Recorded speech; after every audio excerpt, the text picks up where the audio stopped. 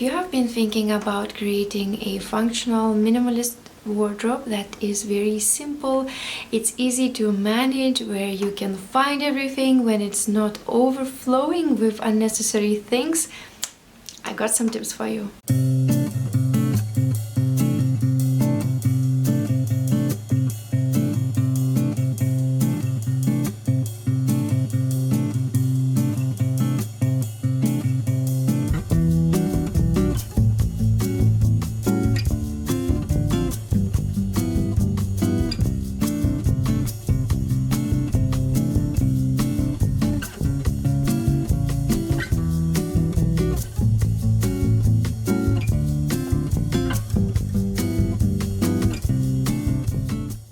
Thank you so much for joining me in today's video. Let's talk about the things that you can get rid of your wardrobe to make it more functional and refreshed. This is a good time to start. Any time is a good time to start, so start now.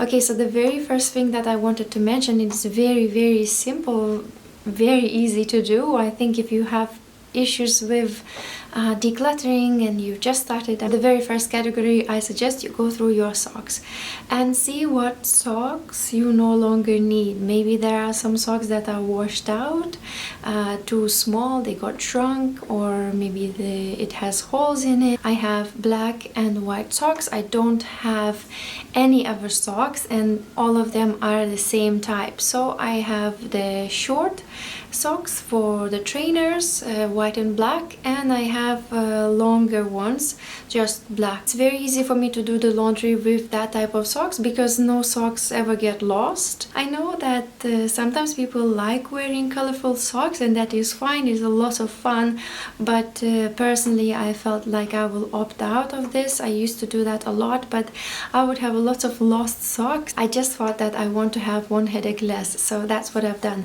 Next thing is underwear. Also think there must be some worn out underwear, some underwear that didn't fit you well, that you don't feel comfortable in. Maybe underwear that you have is a wrong color scheme. Maybe it's something that you wish you could wear if you had that body shape. In relation to feet, let's talk about shoes. I don't keep shoes in my wardrobe just because I don't think that keeping shoes in the wardrobe is functional for me, because there still is a certain smell from the shoes. I'm not talking about smelly shoes, but the shoes that have been worn outside, they have a dusty type of smell and I don't like it. I usually keep it in the hallway, but it's completely up to you what you like, and do something that brings you joy. Think what kind of shoes are worn out, what you're no longer willing to wear, or something that doesn't fit you, your style anymore, something that is not functional. So for example, I reduced my trainers from 2 to 1 because I know that one was my most favorite one and another one I never wore, so one is enough for me. One thing to mention, this is one of my minimalist mistakes, and I think that this is useful to know. If you haven't seen my minimalist mistakes video, I highly recommend that you watch it. There are so many things that I've learned through my minimalist journey, and things that I wish I knew at the beginning. So one thing to mention, don't necessarily get rid of all duplicates and all the things that you have in 2s or 3s. So obviously you will need more socks than 2 pairs or 3 pairs. See what is most functional for you. So if you are doing laundry once a week, maybe you need 7 pairs of socks, right? So think over these things. It's important that you make your life easier, not more difficult, because some minimalists get rid of all their socks. Let's take socks and have 2 pairs of socks. So when they put it in the wash, they maybe need to think about their socks, washing it every day to make sure that they don't run out of it. And these are the unnecessary thoughts that minimalists usually run away from, right? Minimalism is meant to make your life easier, that you don't have to think of unnecessary things. So make sure that it's functional. I have my favorite lipstick, and I bought 3 same lipsticks. One is at home, one is in my coat, and one is at work. So I know that I don't have to think about picking up my lipstick everywhere I go and unnecessarily think about it, because I really want my headspace to be engaged in something else.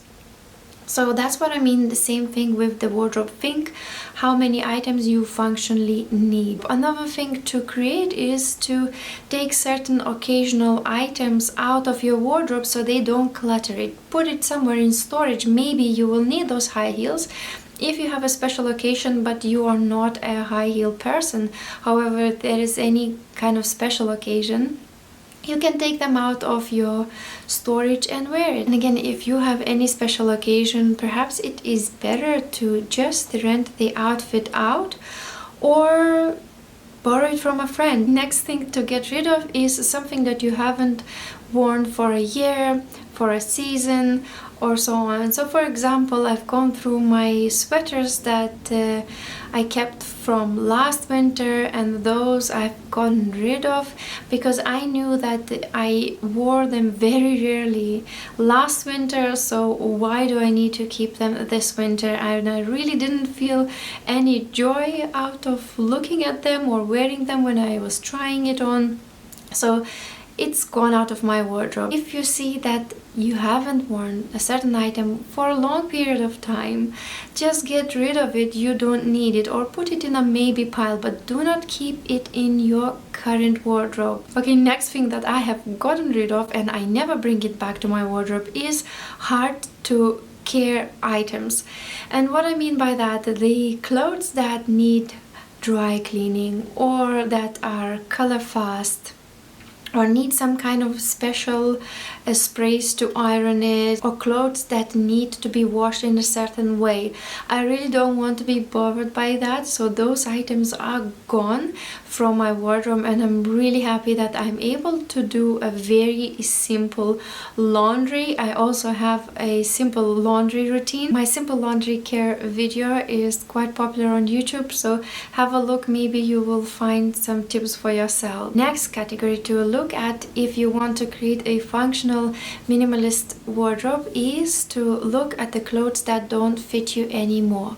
And what I mean by that, there are certain clothes that we buy, at least I used to buy some things that I thought, okay, I will buy this is a bit smaller for me than I am now, but maybe this will encourage me to lose weight. Or I feel that this item will be still fashionable in summer and it's now on sale. So it's best to just look what you currently can use. It's a really good idea to look at your wardrobe with honesty and be true to yourself. Ask yourself if you're really wearing this item at the moment, not keep it for later. And if you feel that you bought something expensive and you're definitely going to lose weight, just take that item out of your wardrobe and put it away. Don't keep it hanging there because it's just taking unnecessary space and there is this stagnant energy within your wardrobe. I feel that everything needs to be rotating and feel fresh and being washed, hang back. There should be some kind of movement happening in our wardrobe. If you are parents like myself, go through your kids' clothes, see what they have grown out of. Maybe there are mismatched clothes that they don't really wear because they don't have anything else to wear it with. So just as you do with your wardrobe, do the same with for keeping your kids' clothes. I've gone through the same mistake. I feel that I kept too much.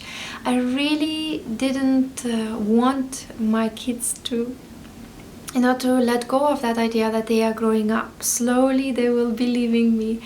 And I felt like I wanted to keep them smaller for longer and to hold on to those memories. And when I hold their clothes when they were little, I still feel that closeness in some way.